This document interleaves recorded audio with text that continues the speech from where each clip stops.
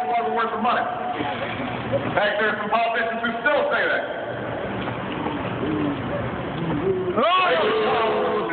Tell that to the workers here at Orion. That's right. But 2 years ago, it looked like this plant was going to have to shut its doors. Yes, it did. Yes. All these jobs would have been lost. The entire community would have been devastated. Yes, it would have. The same was true for communities all across the Midwest. And I refuse to let that happen. Thank you.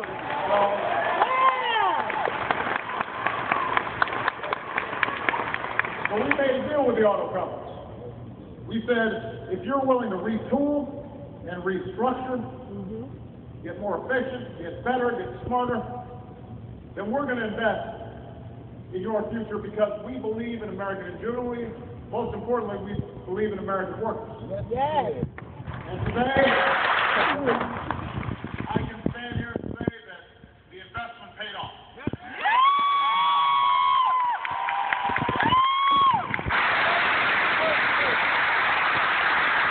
The hundreds of thousands of jobs that have been saved made it work. Yes. American auto industry that's more profitable and competitive than it's been in years made it work. The taxpayers are being repaid. Plants like this are turning out groundbreaking fuel-efficient cars like the Chevy Sonic. The only one of its kind that's made and sold in the United States.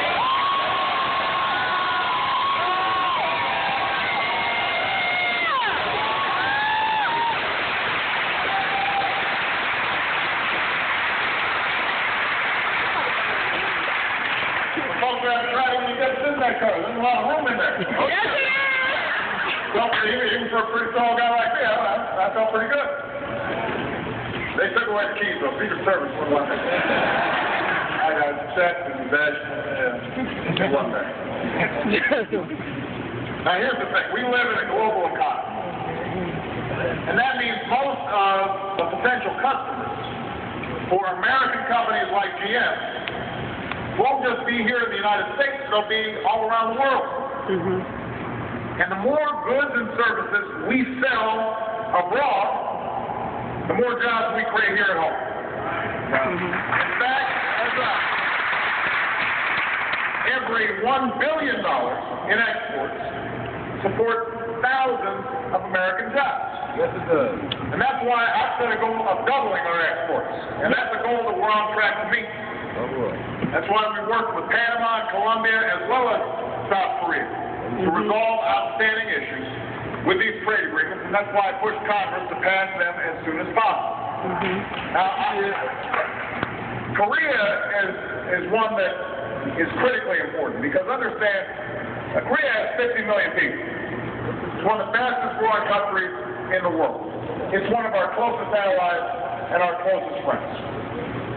And President Lee and I talked about this when we had dinner the other night. Our trade is basically balanced between the United States and Korea. They buy as much stuff from us as they sell to us. And that's how fair and free trade is supposed to be.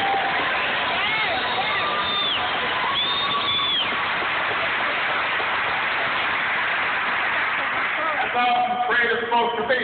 And I know President Lee doesn't mind me saying this, even though he's a Hyundai guy. Americans can buy Kias and Hyundais from Korea.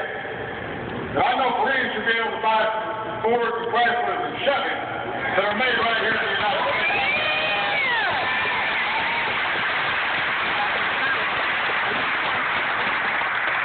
Now, the other thing that happened was that this took a little longer than some people expected because I wasn't going to sign any trade deal.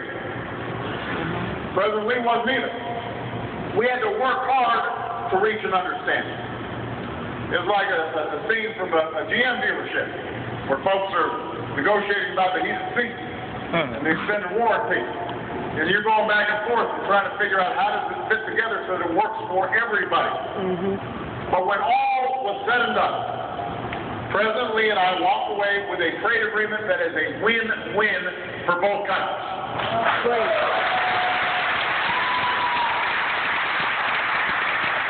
Here in the United States, this trade agreement will support at least 70,000 American jobs. It will increase exports. It will boost our economy by more than our last 9 free agreements combined. And as I said, the good thing is we got a balanced situation.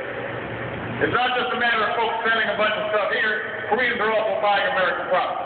That's what makes it a win-win.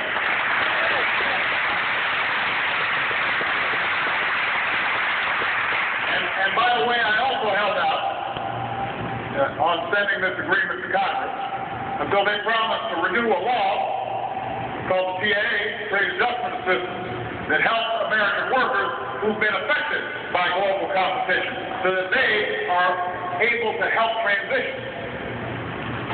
Because of all these benefits,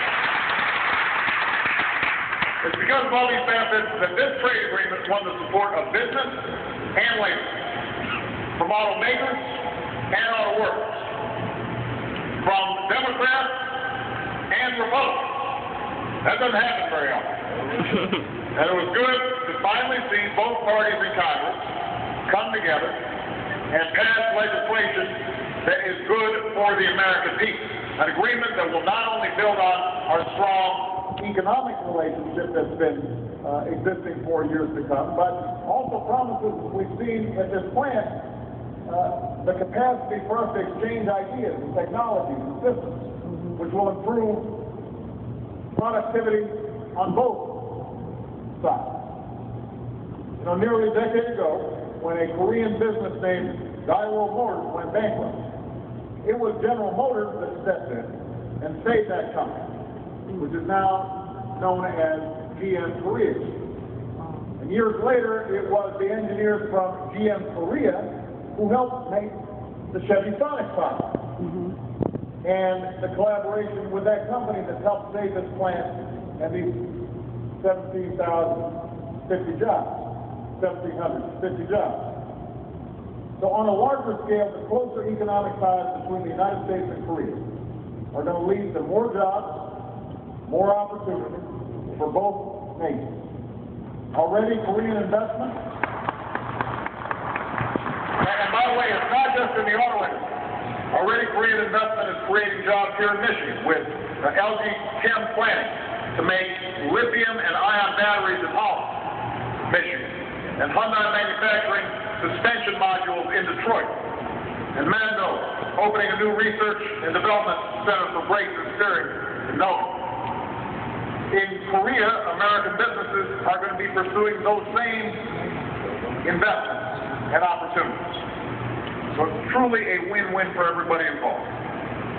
So I just want to say thank you to President Lee for his cooperation and for his leadership. I want to thank the members of Congress who fought so hard to get this done, especially the delegations from this state. I want to especially thank the people of Detroit for proving that despite all the work that lies ahead, this is a city where a great American industry is coming back to life. And industries tomorrow are taking root. And a city where people are dreaming up ways to prove all the skeptics wrong and write the next proud chapter in the Motor City's history. Yeah! And that's why I came here today. Because for every cynic that's out there running around saying it can't be done, there are a whole bunch of folks that are saying, yes, we can. Yeah!